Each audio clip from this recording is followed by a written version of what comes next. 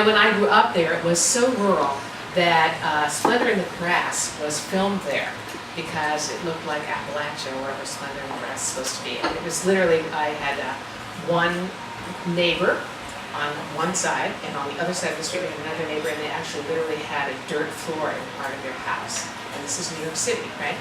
It's the borough of Richmond. Anyway, so the neighbor on the other side was my Grandma Kratky. Now, Grandma Kratky was not my grandmother. Both my grandparents had died a long time before.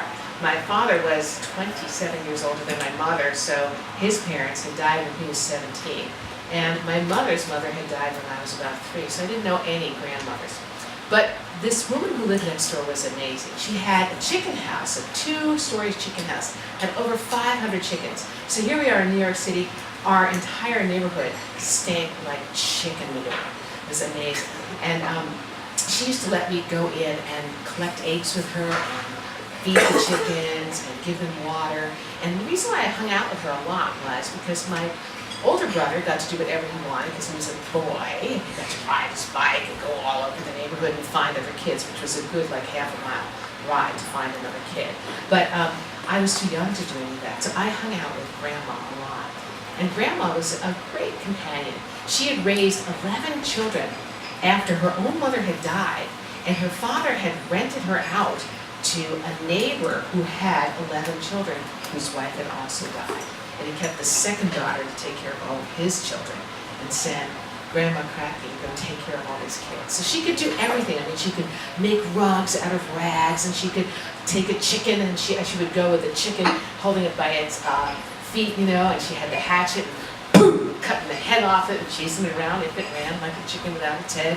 She could do everything. She could take the feathers off of it. She could make pillows. She would make dresses and babushka, and she would make aprons out of chicken feed bags, which back then had little tiny beautiful floral prints. So she was pretty amazing. And one day, I was out there hanging out with her. My father worked nights, and my mother was chronically depressed, and my little sister was, you know, my little sister, somebody I had to lose, you know. And my brother was off doing something, so I was out with Grandma Kratky, and she was planting things in her garden. She was an amazing gardener. She grew the most amazing flowers, strawberries, tomatoes, you name it, everything, just amazing. And so she was in her garden, and she'd given me a big mason jar. I don't know why, I was just holding it, and I was pulling worms out of it. I was putting the worms into the mason jar, you know, and I was pulling them out of the earth that she'd carefully turned over so she could, you know, do some real gardening. And I was pulling all the worms until I had like an entire mason jar of earthworms. And I said, look, Grandma, look what I have. And she said, that's very good, but for later I am needing the worms, which are the good things for my soil. So please to bring them back when you're done. I said, yeah, I'm going to go show my mom. I'm going to go show my mom. So I don't think your mom is going to be happy for the worms, but go show her if you want. So I went back to my house, and they were having breakfast, you know, because I got up really early, because Grandma got up really early.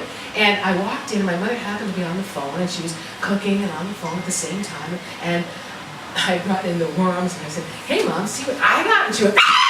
And she just like screamed, and I went running out there, and anything made me cry back then. She went back with the worms in, and Grandma said, I will show you how to make worm cake. And so we went into her house, and we started cooking a cake. Now, she could bake anything also. And so she got molasses, and she got lots of butter and flour, and then she put in, here's how we now have the worms, and she put in the stringy coconut, right? And when you pulled it up, it looked like worms, and she threw in, this is like ants and fucking bucks, okay? And she's throwing in raisins and currants and things like that. Mixing. And then I went back home, delicious worm cake. And I brought it to my family, and look, Grandma Kratky cooked them very good. What's in it? And I said, well, I made worm cake. She was not my grandmother, but she was my dearest friend.